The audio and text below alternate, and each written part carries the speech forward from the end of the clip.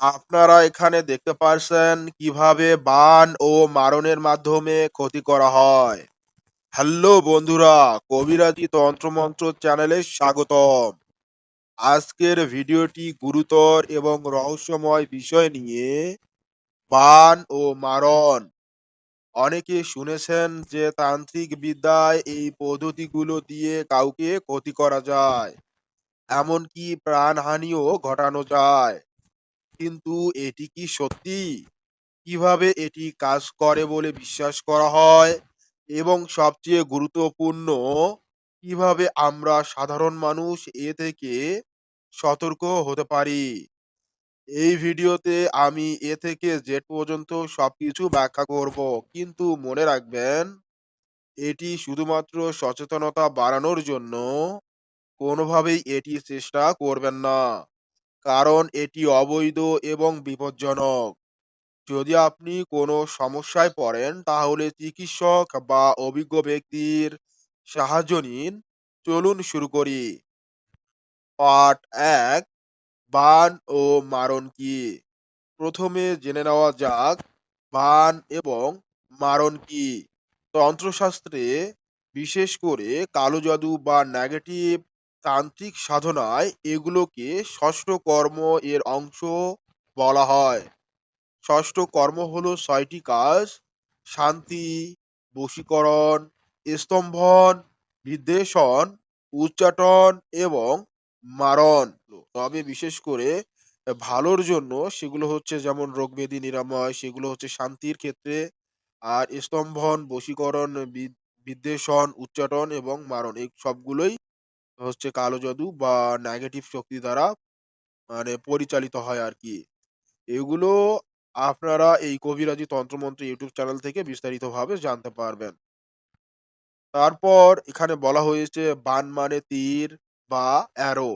এটি একটি তান্ত্রিক স্পেল, যা কাউকে শারীরিক বা মানসিক ক্ষতি করতে ব্যবহার করা হয়। এটি রামায়ণ মহাভারতের বানের মতো নয়, বরং মন্ত্র যন্ত্র দিয়ে তৈরি একটি অদৃশ্য অস্ত্র। মারণ হলো আরো ভয়ঙ্কর, এটি মৃত্যু ঘটানোর উদ্দেশ্যেই করা হয়। অনেক তান্ত্রিক গ্রস্তে বলা হয় যে এগুলো দেবী দেবতার শক্তি ব্যবহার করে করা হয়, যেমন কালী বা অন্য দেবতা। কিন্তু বাস্তবে এটি অন্ধবিশ্বাস এবং মনস্তাত্ত্বিক প্রভাবের উপর নির্ভর করে। অনেক বিশ্বাস করে যে এটি সত্যিই কাজ করে, কিন্তু বিজ্ঞান বলে এটি প্লাসিবো ইফেক্ট বা মানসিক চাপের কারণে হয়। আমরা প্রথম পার্ট সম্পর্কে অবগত হলাম। এখন পার্ট ২, কিভাবে ক্ষতি করা হয় বলে বিশ্বাস করা হয়। এখন আসুন মূল প্রশ্নে, কিভাবে বান ও মারণ দিয়ে ক্ষতি করা হয়।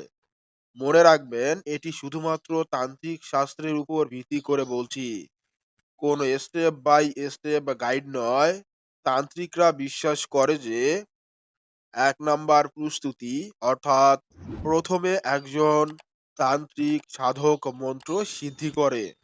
এতে দেবতার নাম নিয়ে জপ করা হয়, যেমন কালো জাদুর মন্ত্র।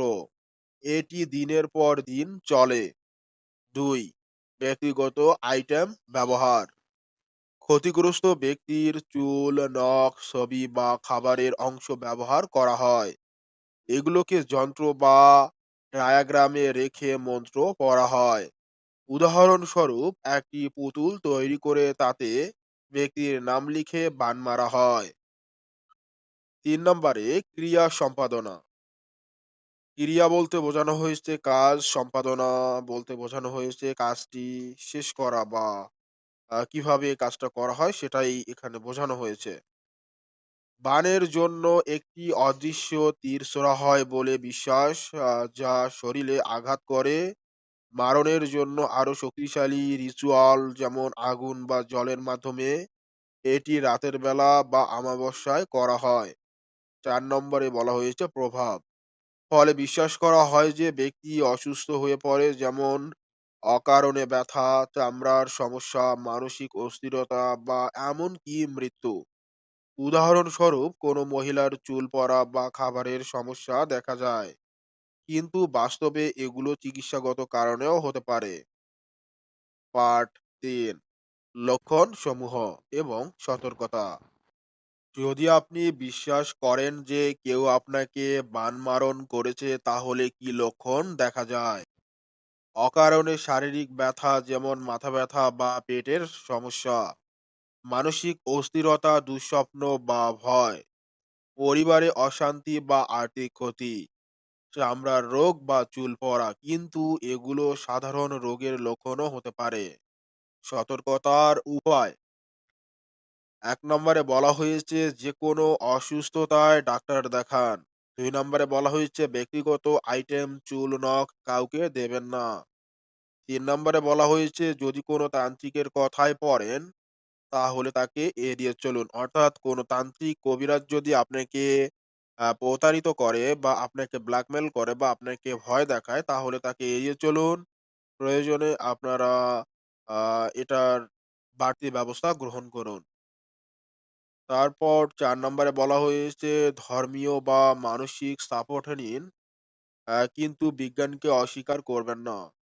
এর পাশাপাশি আপনাকে চিকিৎসা নিতে হবে এবং ধর্মীয়ভাবে সাপোর্ট নিতে হবে, যেমন রুকিয়া সেন্টার বা হচ্ছে যারা তন্ত্রমন্ত্র করে তাদের কাছে যেতে পারেন এবং তারা যাতে আপনাকে এখান থেকে মুক্তি দিতে পারে এরকম অভিজ্ঞ বিশ্বস্ত লোকের কাছে আপনারা চাইলে যেতে পারেন। আর অন্য কারো কাছে যাওয়া লাগবে না। আপনারা আমার এই কবিরাজি তন্ত্রমন্ত্র ইউটিউব চ্যানেলের মাধ্যমেই শিখতে পারবেন, জানতে পারবেন। এখানে আমি প্রতিদিন নিয়মিত ভিডিও আপলোড করি। এখান থেকে আপনারা উপকৃত হবেন আশা করছি। এরপর ৫ নম্বরে বলা হয়েছে শিক্ষা এবং সচেতনতা ছড়িয়ে দিন, যাতে লোকেরা প্রতারিত না হয়। তাই এই ভিডিওটি শেয়ার করা আপনার জন্য উচিত। বন্ধুরা, বান ও মারণ হলো একটি প্রাচীন বিশ্বাস, কিন্তু আধুনিক যুগে আমাদের বিজ্ঞান এবং প্রযুক্তির উপর ভরসা করতে হবে। এই ভিডিও দিয়ে আমি চাই যেন আপনারা সতর্ক হন এবং অন্যদের সাহায্য করুন। যদি এমন কোনো অভিজ্ঞতা থাকে কমেন্টে শেয়ার করুন। লাইক করুন, সাবস্ক্রাইব করুন এবং বেল আইকন প্রেস করুন যাতে নতুন ভিডিও মিস না হয়। ধন্যবাদ আর নিরাপদ থাকুন। দেখা হচ্ছে নতুন একটি ভিডিওতে আগামী পর্বে। সে পর্যন্ত বিদায়।